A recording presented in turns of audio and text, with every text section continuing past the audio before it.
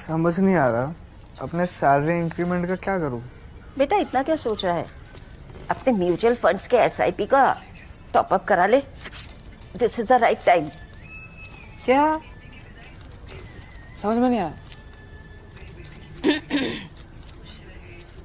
बेटा इतना क्या सोच रहा है, अपने म्यूचुअल फंड्स का एसआईपी टॉप अप करा ले। This is the right time. आप समझा।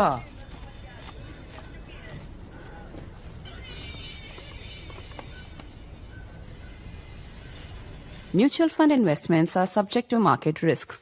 Read all scheme-related documents carefully.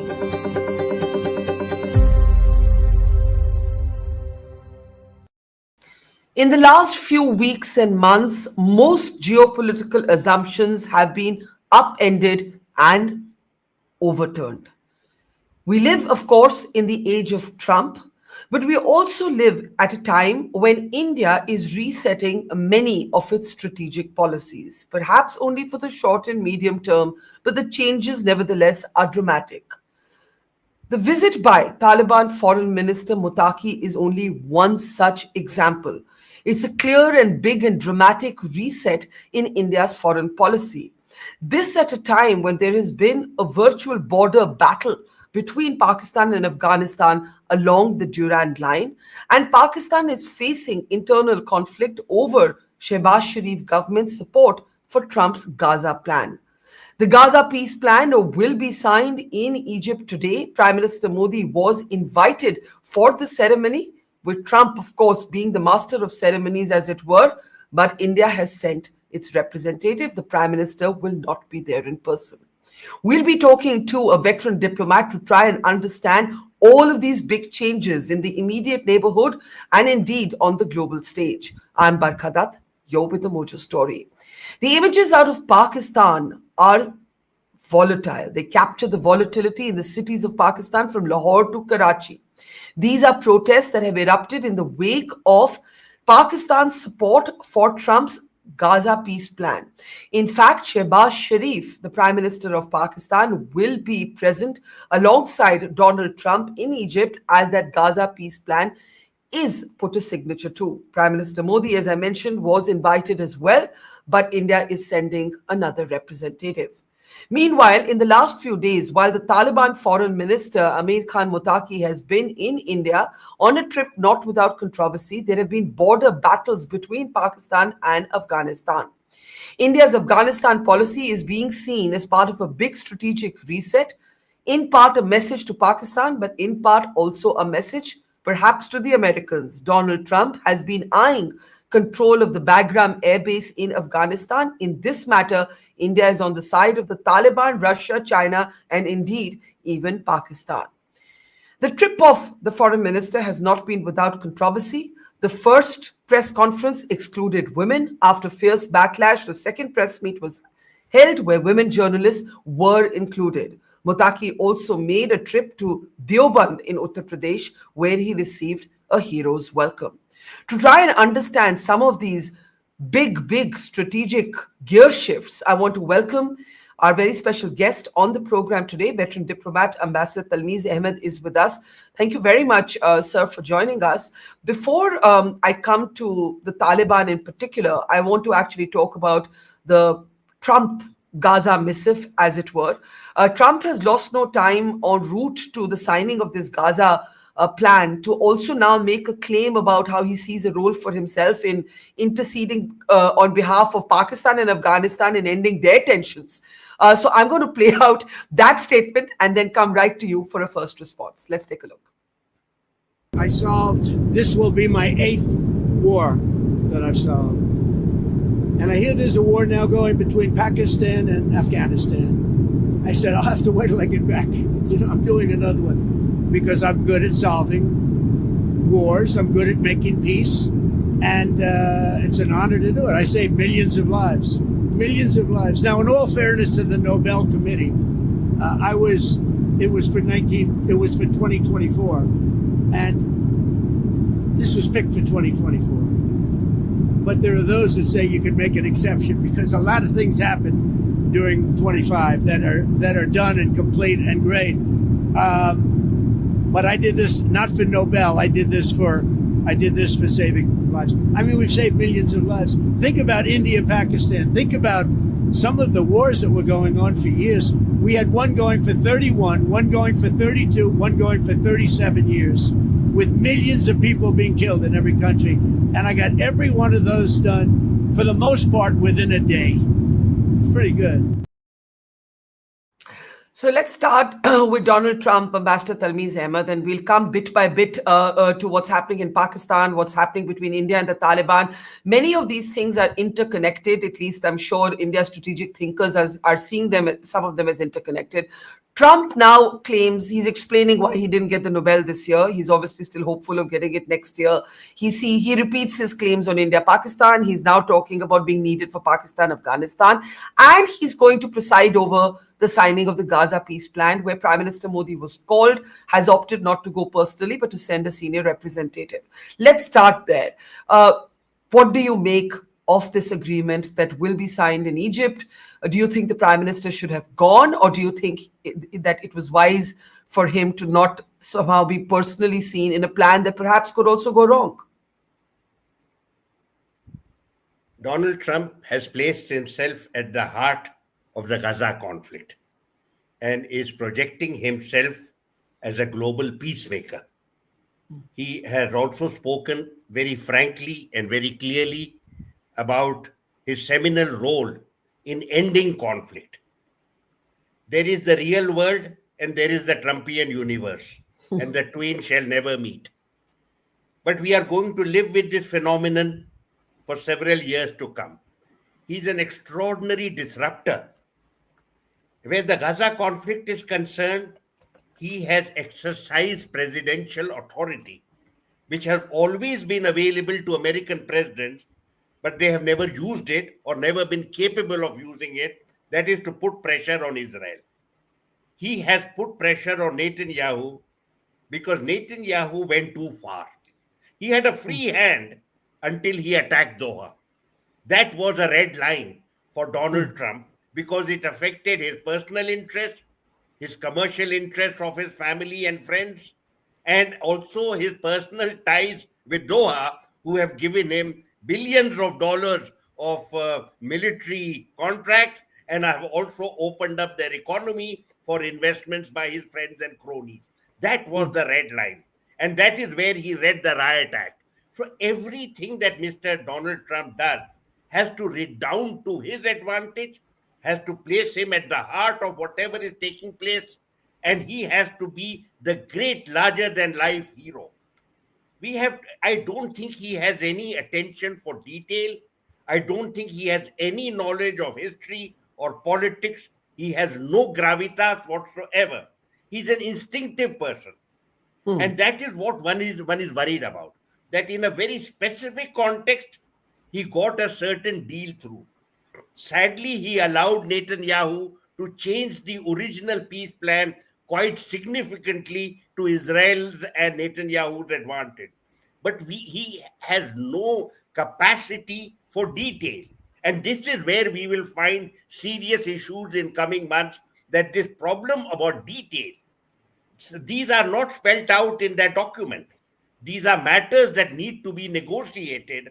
They have to be an American role that actually put pressure on Netanyahu at crucial times will be required. It remains to be seen whether the president and his colleagues will be able to do that. Given what you've just spelled out about the parallel universe that Donald Trump inhabits and his instinctive, sometimes knee-jerk reactions, do you believe that it is wiser that the Prime Minister chose to send a representative instead of going himself for the signing of this peace agreement? Look, our Prime Minister has kept himself quite detached from the Gaza conflict and from what has been happening in West Asia. It would therefore have made no sense whatsoever for him to have been present at this conclave. He has had no role to play in the past. There is no significant initiative we have taken. There is no significant vote that we have announced. And we have nothing to do with what is happening. There has been a sense of profound detachment, as if none of this matters to us. Therefore, it is in line with this precedent, with this posture over the last 2 years that his absence makes sense. And also, frankly speaking, given the absolute non-interest, lack of interest in New Delhi, no one will actually miss the significant presence of our leadership. But let me ask you this. Trump, even if you argue, and many of us might agree, doesn't have an eye for detail, but he's definitely feeling emboldened right now. He's definitely feeling like he scored a big win with this agreement that is being signed. What consequences does a more gung-ho Trump have for Indo-US relations? Well, Indo-US relations is quite separate from the problems that we are facing.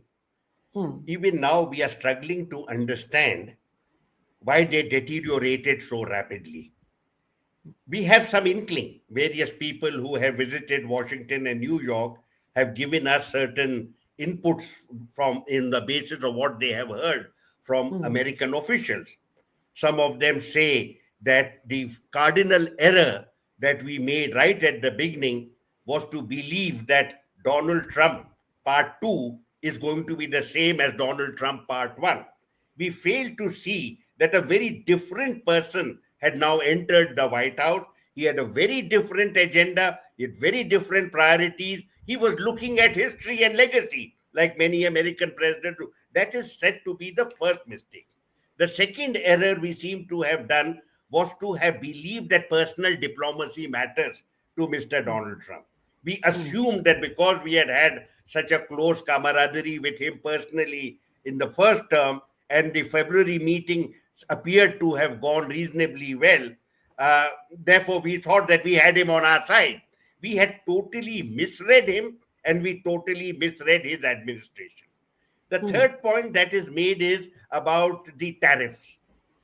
We perhaps, it is said, should have understood his obsession with trade and with tariffs, and that he meant what he said, the kind of statements. Therefore, there is a sense that perhaps we could have handled some of these issues better. Maybe this is by hindsight. I'm not an authority on the murky happenings in Washington. But there is one more thing that people have been talking about in great detail, is that we did not win over the US administration to our understanding and perspectives relating to Operation Sindoor the way the Pakistanis were able to do. This is a feedback. I am not pretending to you that I agree with this. This is what administration officials are telling us, that the Pakistani activity in Washington in the context of what happened at Pahalgam and then the commencement of the conflict persuaded officials and possibly even the American president that there had been a certain knee-jerk reaction on India's part, and that it is Pakistan that should be seen as a victim. I don't agree with that. But this is what they are saying. Maybe it is self-serving, but this is what they are muttering to us as we go along. And the final point made is that we did not give the president due credit for bringing about the ceasefire, and that we should have been much more robust in regard to, and flattered him. Now, that is not the Indian way. Regardless of who rules in New Delhi, we don't flatter individuals or try to persuade them with regard to their credibility in seeking the Nobel Prize. I completely support our government's posture on this, but this is what the Americans are telling us, that perhaps we should have pandered to this Sultan in Washington. And I think that this is nonsense. And if that is the way it is going to be, we should live with the consequences of our action, continue to be self-confident, retain our self-respect, and tell the American administration where they get off. Yes, absolutely. That's very passionately said. And I think most Indians would agree with you that flattery is simply not the Indian way. Kowtowing to another country is not and should not, I think, be the Indian way. One question on Trump before we move on to our immediate neighborhood. Prasad Duvuri, who's one of our regular viewers, asks or says, Barkha, Trump does deserve points for daring to actually try and solve He's talking about Gaza with a lot of give and takes. Yes, he doesn't have, nor is he interested in detail, but he's one president who actually forced the Israelis. How would you respond to this? You see, I am a skeptic in this regard. There were many factors that persuaded Netanyahu to go along with Donald Trump.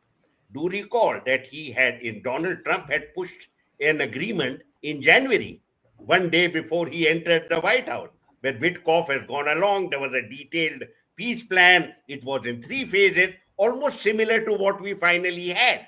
And Netanyahu, in 2 months, was able to tell the American administration, go away. I don't care. I'm going to follow my agenda, and killed a few thousand more people.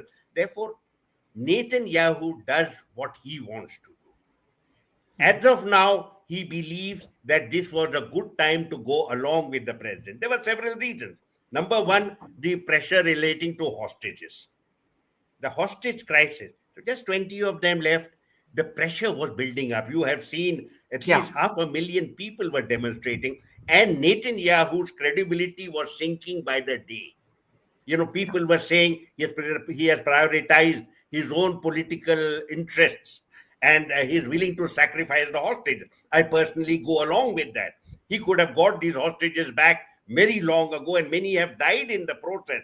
I don't believe that he ever prioritized hostages, but the domestic political pressure got too much for him. He was losing it. Secondly, the IDF also, the Israeli Defense Forces, would have advised them that, look, we are reaching the end of our tether. We are constantly bringing up reservists. There is a lot of battle fatigue here. There is no strategic vision. We are just killing people as an end in themselves.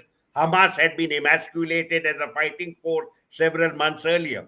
Therefore, I could go on this, but the bottom line is Netanyahu went along with this because it suited him. He has a long record of telling American presidents, go away. This is the time particularly with regard to the attack on Doha. Netanyahu got what he wanted from that attack. He knew that it would upset Donald Trump, but he got the Americans on his side when he attacked Iran, and we were told that Donald Trump is opposed to it. In regard to Doha, you have to see the kind of strategic interest that he was articulating, and that is to convey a message all across West Asia, from Ankara to Tehran, and including Riyadh and all the other Islamic countries in the region. Israel is the military hegemon. All of you can be targeted by us at will. All your facilities and capabilities can be targeted by us. And the United States will never be able to stop us if we make up our mind that we want to attack you. That message has been given. After that, he's quite happy. He was pressurized to pick up the phone and apologize to Qatar. What is he apologizing for? I mean, oops, I made a mistake. Not at all. I don't even care what he said. It was a kind of theater, low-level theater that we could have done without. But he's willing to hold Trump's feet if it suits him in front of TV cameras. But at the end of the day, he is the most wily man that we have all across West Asia and possibly globally. He works for his own interest, and he works very hard and often successfully. Now, you spoke of, you made 2 points. One, that India has kept itself somewhat detached from Gaza. And 2, that Pakistan's sort of propaganda narratives on Operation Sindoor may have had more of an audience than what India was trying to. Yes. Now, I want to turn my attention to Pakistan and join the dots here. Pakistan had a brief honeymoon type period with Trump. Shehbaz Sharif, the Pakistani Prime Minister, will be present at that signing of the peace agreement. He is in Sharm el-Sheikh. He's released pictures of himself. But at home, Pakistan had to hastily backpedal from saying that they actually supported Trump's peace plan. Yet, Trump and Asim Munir, I beg your pardon, Sharif and Asim Munir today are being called traitors by a section of their own people. We are seeing a very volatile situation play out in the cities of Pakistan. You have the TLP, a group that has been wanting to lead a march to the US embassy in Islamabad, clashing with the Punjab police, that's Pakistan Punjab. And today there are reports that Asad Rizvi, who leads the TLP, has in fact been shot and is in critical condition in hospital. Now, this unrest in Pakistan, while two other things are happening. The Taliban Afghan Foreign Minister Muttaqi is in India. And two, there have been military skirmishes or more than skirmishes along the Durand line. Has Gaza and this courting of Trump got Pakistan's regime into trouble, you think? See, there is no single Pakistan regime. Pakistan is a schizophrenic state. You have effective power and control over strategic interests with the armed forces represented by the army chief. And you have a civilian administration that comes to power on the basis of free elections, but it has no authority whatsoever to determine Pakistan's foreign policy and its strategic interests. These are defined by, structured by, and pursued by the armed forces. It is the armed forces that are seeking to ingratiate themselves with the Trump administration. They are the ones who want to get the Americans on their side vis-a-vis India. They located certain opportunities for themselves and they gained certain things from a disoriented presidency, and they have made some progress. Shahbaz Sharif, being the elected leader of that broken country, has to reflect the sentiments of the people. He is in no position whatsoever to break away from the armed forces and say what is happening is wrong. After all, this so-called agreement is to the significant disadvantage of the Palestinian people. Look at the number of people who have been murdered, the kind of starvation deaths, deliberate targeting of journalists, deliberate killing of doctors and destruction of hospitals.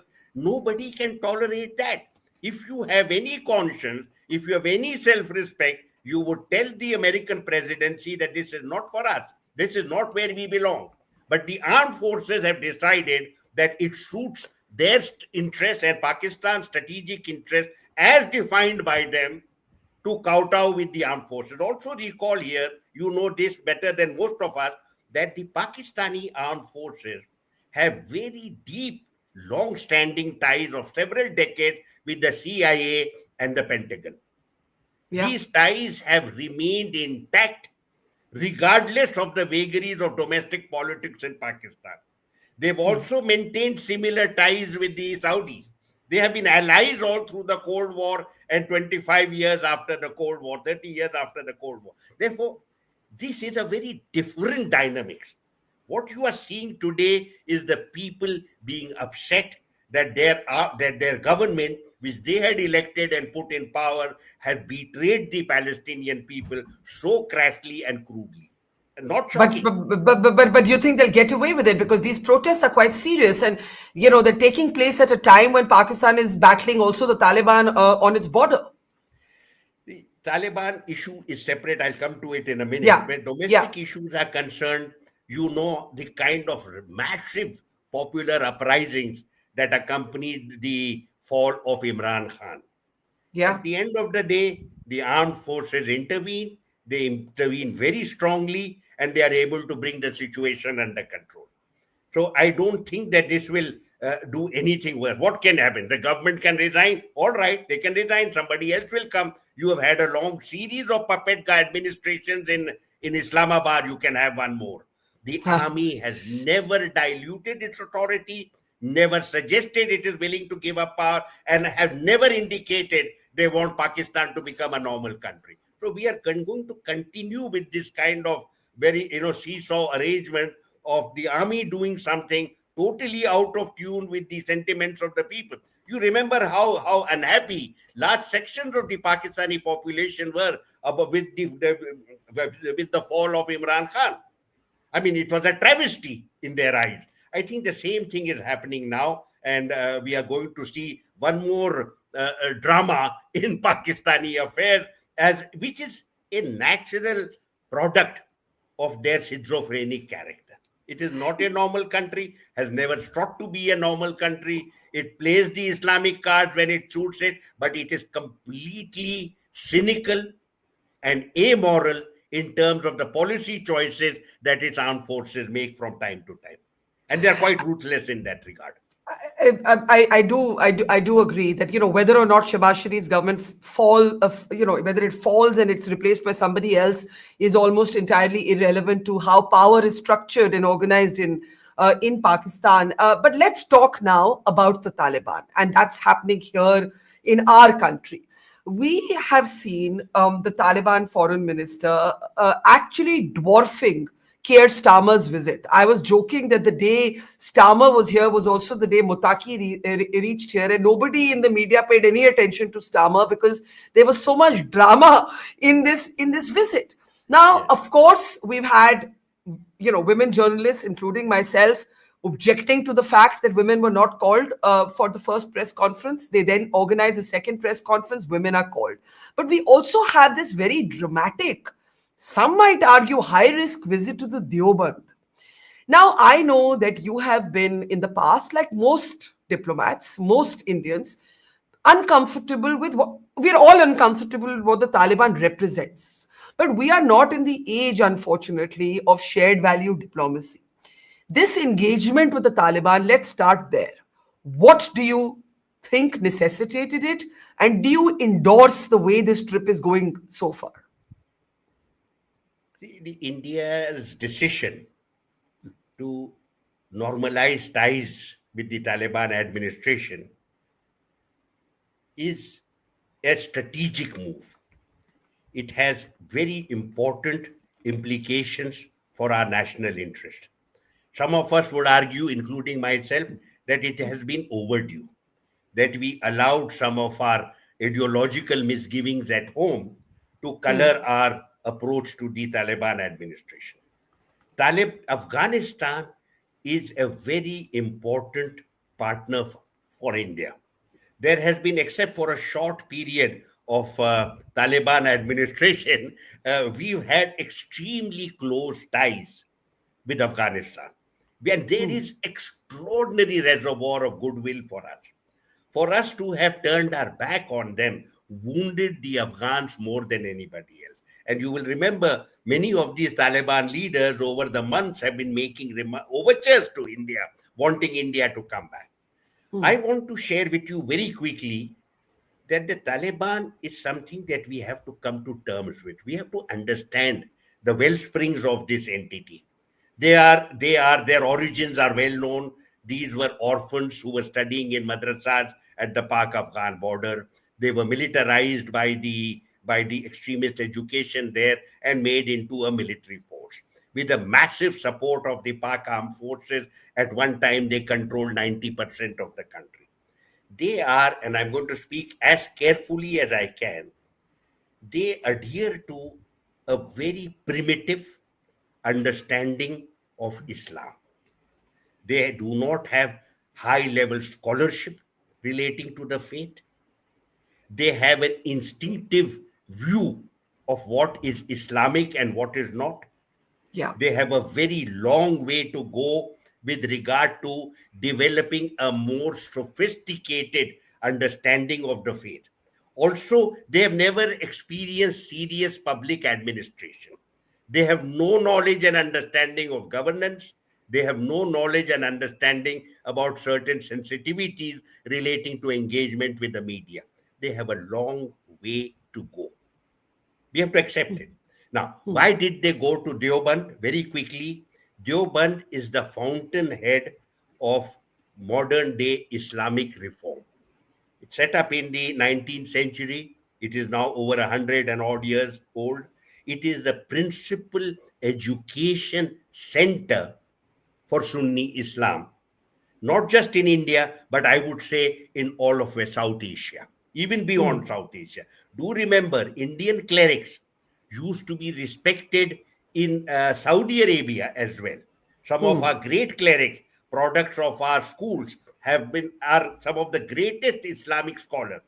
I would say there was, of course, and you see, many people confuse this. Pakistan also has a bunch of people associated with Deoband, but Pakistani Deobandis are fundamentally different from Indian Deobandis. At the time of partition, there was a split in the Deoband, and some of the more radical scholars wanting to become part of the politics of the new Islamic State migrated to Pakistan and politicized their movement. Many of them were involved with the emergence of radical Islam in Pakistan. Our Deoband is fundamentally different. It is modern, it is reformist, it eschews politics. It eschews politics very actively. What he wanted to do was to pay his respects to the original alma mater of his movement. And hopefully, over a period of time, certain young Afghans may come to us for education and get educated about the real essence and spirit and content of Islam. But we have some way to go. There have been two narratives on this visit. One is, of course, as you mentioned, that it is strategic. It's strategic, this engagement, and it was long overdue, and it is something India needs to do. But there are those who have argued that Muttaqi didn't quite have to be treated like a rock star. Like I said, he's almost, he got a hero's welcome at Deoband. He's got masses of media attention. There's, of course, a lot of curiosity about the Taliban, so it's a bit natural. But are you comfortable with the amount of sort of mainstream attention? If I'm not wrong, he addressed the chambers of commerce today. So he's done the whole range from meeting business people to journalists to the foreign minister to the national security advisor to the Deobandi clerics, right? He's everywhere. He was supposed to go to the Taj Mahal. That's been either postponed or cancelled. I'm not sure why. But he's everywhere. So what do you make of that? See, this has more to do with the media than with diplomacy. It is not diplomats who engender enthusiasm among the media. I have been very concerned all through my professional career with the kind of near obsession your colleagues used to have with Pakistanis. As a Pakistani prime minister, a Pakistani foreign minister, Benazir Bhutto, they all had extraordinary star quality. You went to a SARC event, nobody bothered about SARC, nobody bothered about the other prime minister sitting there. They were obsessed with the Indian prime minister sitting with the Pakistani prime minister. We have this thing about us. It is also a substitute for near total absence of serious knowledge. I really wish Indian diplomats, Indian scholars, and Indian media persons knew much more about Pakistan. Less enthusiasm, more knowledge, more scholarship. Coming to Afghanistan, I see the same thing. There is a certain intense curiosity about the Taliban. We don't know. By the way, do remember, whatever we may think about the Taliban, they were the ones who defeated the Americans. They were the ones who bled the Americans dry. They are the ones who forced the Americans to pack and run the way they had run from Vietnam. So there is something to be said about their resilience, the kind of beating they have taken, the kind of bullets that were hit upon them by the world's greatest military power. So let us keep that also in mind when we discuss them. They are a primitive force, not particularly well informed or well educated, maybe quite emotional, but they have love for India and they have love for Indians. That is important. No, so the Afghan, I have a question. I have a question there. The Afghan people have love for India. Do the Taliban have love for India? It's a very important question because the joint statement after the meetings did endorse India's position on Jammu and Kashmir. But there has also been, Ambassador, you don't need me to tell you this. I'm a student of everything you and others like you teach. The Taliban and Pakistan have also been intertwined. You've had the Haqqani network, for example, that has had safe havens and connections to the ISI. When Kabul, when Taliban took over Kabul, amongst the first people to go there was the then ISI chief. So hence, I am expressing some sort of skeptical or cautious questions here that when you say the Taliban's love India, I will say yes, the people of Afghanistan love India. Do the Taliban love India? given their historic intertwined connections with Pakistan? I want to clarify certain things.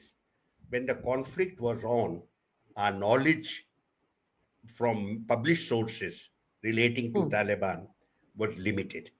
And we were victims of two mythologies. Number one, that the Taliban are a unified entity. And number two, that they are significantly under Pakistani influence. It is only when in recent years that some of these facts have been proven wrong. And now we know a lot more. Books have come out. Some of our own people have written books. Others, like Antonio Guistosi's book, very, very revealing. They tell you about the deep divisions in the Taliban. At any time, Taliban were made up of 6 or 7 separate factions, separate leaders with their own dynamics, separately relating to the Gulf countries. Do recall here at that time, we didn't know enough about the involvement of Gulf countries. Now we have a lot more literature about it. Saudi Arabia used to back a certain group, Qatar backed another group, Iran backed another group, all kinds of divisions. And we also assume that the Pakistanis are influential, which is what we were concerned about very rightly when this ISI chief landed up in Kabul. Now we know both these assumptions were wrong. Now, when we say Taliban, we can only refer to the present administration. But the Taliban have still a long way to go with regard to getting their own act together as a unified movement. They need to move from a fighting force that at different parts of Afghanistan were fighting the occupation forces. We need to move. Now they have come into administration. It is self-evident that their understanding and knowledge of administration is rock bottom. It is negligible. They have a very long way to go. I would say large sections of the Taliban, possibly with the exception of the Haqqani network, large sections of the Taliban are very close to India and have genuine emotional bonds with India. And I think I would stand by that. There could be exceptions. I have read a little bit about the Haqqani network, and it seems to me that they are very much under direct Pakistani influence. Possibly they are the products of the ISI. Others are not. Others have come from different parts of Afghanistan. Each of them has their own unique history. They also have certain Taliban leaders who are not warlords, who are the slightly more sophisticated individuals. Do recall here, these are the people who also negotiated with the Americans and got advantageous deals from the Americans. The Americans couldn't wait to go away. These are the people. Therefore, whatever I may say, they are also very patriotic Afghans. They do not have transnational interests. This is another point. While they sometimes we have called them jihadis, and they're also proudly calling themselves jihadis, their jihad is confined to Afghanistan. They do not have any transnational interests. How they behave with regard to... So you're saying India is not threatened by the Taliban's radicalism? I don't believe that at all. Taliban will now have to change. You cannot be radical anymore. You will have to have significant evolution, both as a movement. Now that fighting movement has to become a political entity. It has to grapple with the challenges of administration. It has to come up with cohesive policies. You know why? One of the reasons I welcome India's normalization of ties with them, possibly, just possibly, they may seek some support from us with regard to administration, public policy development. We've sent experts in the past, which you may recall, long ago in the 1930s and 1940s, Indian experts were sent to Iraq and developed Iraq at that time. Indian experts are very much present in several countries in Africa. We've helped in a very nice, positive way, without intrusiveness, without arrogance. We have played a constructive role. And I am confident over a period of time that there will be changes. It is not something that you can, it is not a luxury, it is a necessity. Taliban cannot be the fighting force they used to be. but they need to get into administration. It will take a long time. After Now- all, now- they are now- a polarized movement. Now, in what is clearly a strategic move guided by security and national interests, this re-engagement, how involved can we be on positions that we clearly disagree with, which is the Taliban's position on women? I take your point that the the Taliban are not a threat to India's security interests directly. But I have two concerns. One is, what is their status of their relationship with Pakistan? Right now, of course, it's very fraught, but it's very complicated, and I want to talk about that. Two, and let's start there, their position on gender, their position on women and girls. Now, I understand that we can't get involved with how another country runs itself, but we saw a manifestation of this chaos in their first press conference, choosing not to invite women. Then they reacted to the backlash and women were called. My question to you is, if India is going to help them, assist them, hopefully, maybe, how involved can we get on their gender bias? One, because it's clearly not a shared value. And two, how comfortable are we in our understanding of their exact relationship with Pakistan, notwithstanding the current border war that is unfolding or the border skirmishes that are unfolding? As a practical way forward, I would believe that India's approach to Afghanistan under the Taliban will have several diverse facets. There will be the strategic aspect, the politico-strategic aspect, where we will work with their administration with regard to security, with regard to defense, with regard to intelligence, etc. With regard to other aspects of development, we will also have development projects. We will certainly have a role to play in social development. Do recall here that till a few years ago, we ourselves had serious issues of the kind that the Taliban are grappling with today. We ourselves, just I would say a few decades ago, we also needed a certain time frame within which there could be evolution. None of these should be in itself a deal breaker. It should not be a deal breaker. We must go with all the humility of a country that has civilizational ties with them.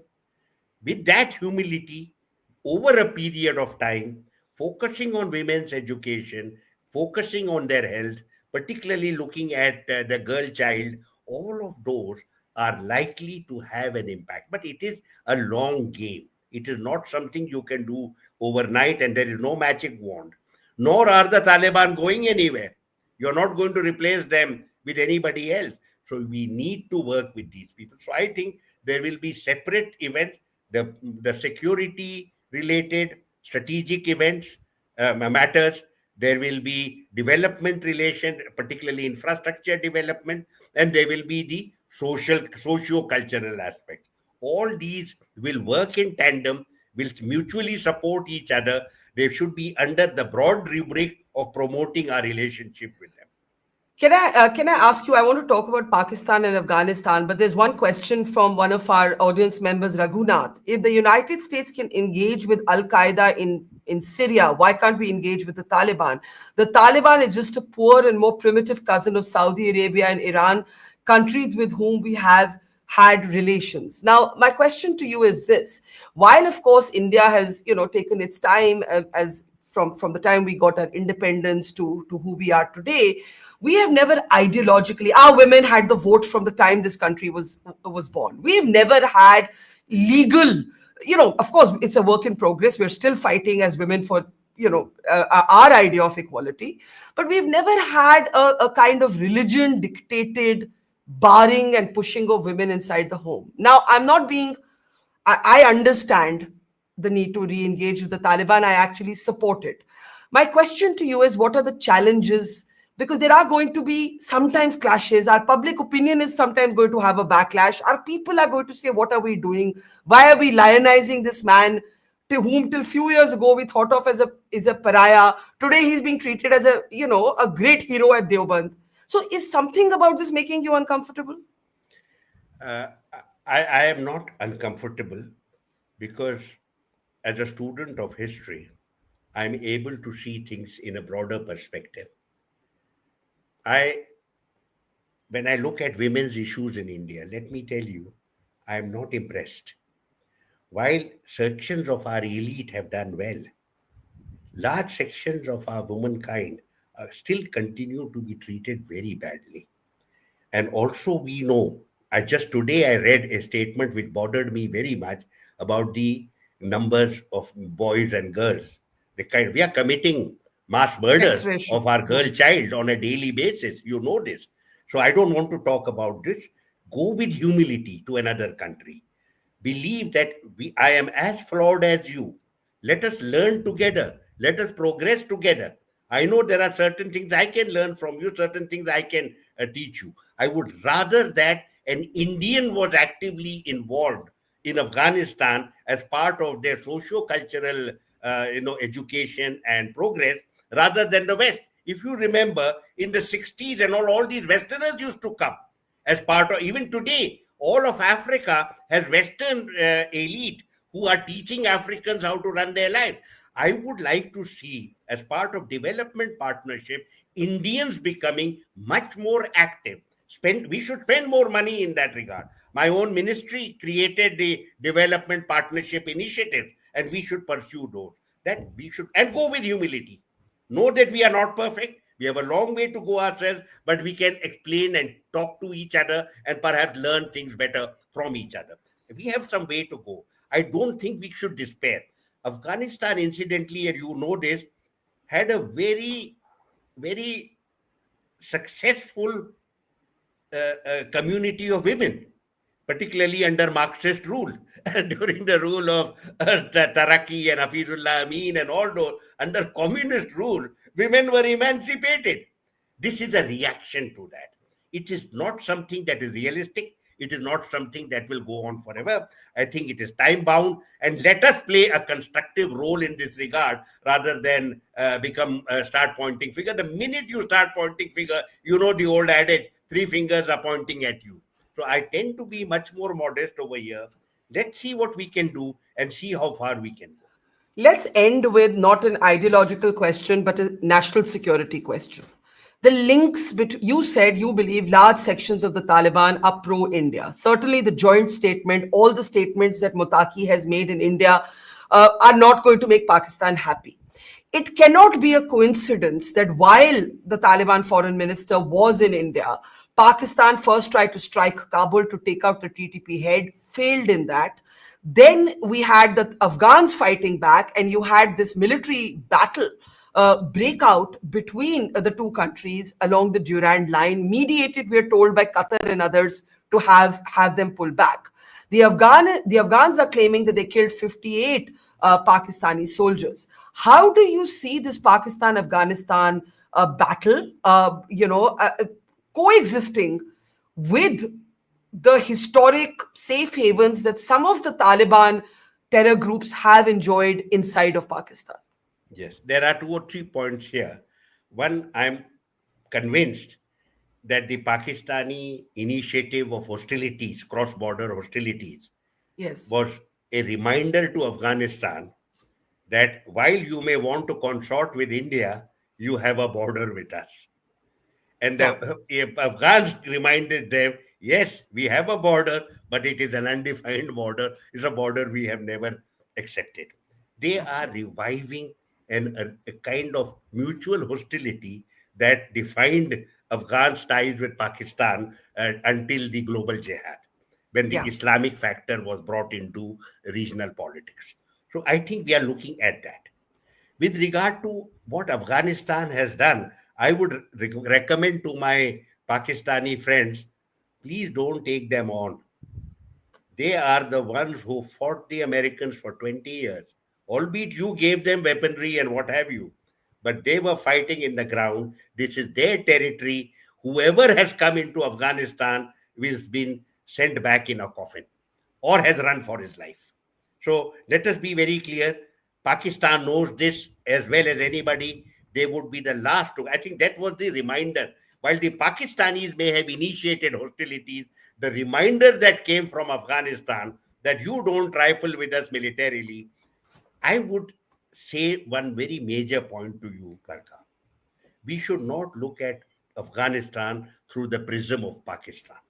We must value Afghanistan as important in itself. Leave aside the Pakistan-India issues will be grappled with over a period of time, and from time to time they will flare up, and from time to time they will pipe down. Afghanistan is much more important. We have a long way to go in rebuilding the relationship with a completely new administration that has no experience from public administration, no experience of foreign affairs, no experience of media management or what have you. We have a long way to go. I would rather that we played a constructive role there through our own cadre of people under the ITEC program or any other program, development partnership program, separate from Pakistan. There would be certain commercial interests that we have. We should look at those, but they should be for the benefit of the Afghan people. If we want to build goodwill with that beleaguered people who have seen war continuously from 1979 till today, it is far better for us to bring in that healing touch. That here are we are your old friend and brethren. We shared a border with you till a few years ago. We are now back with the promise of development partnership with you, and whatever we can do to bring you up to date and take you forward. That would be. Don't get this Pakistani business in the picture, because that will cramp our style, and I would even say it might tarnish some of the messages that we want to give in Kabul. All right, we leave it there. This has been a masterclass in foreign policy. Ambassador Talmiz Ahmad, we could go on, but I think we're going to now let you get back to the rest of your life. Thank you so much. Always learn a lot from speaking. Thank you. Always learn a lot from speaking to you. Thank you, sir. Take care. Thank you. Take I wish care, you sir. all the best. Thank you, sir. See you soon. It's great to see you here. Thank you for watching our work. If you haven't subscribed yet, don't forget to click the bell icon and subscribe to Mojo Story and support independent, robust journalism.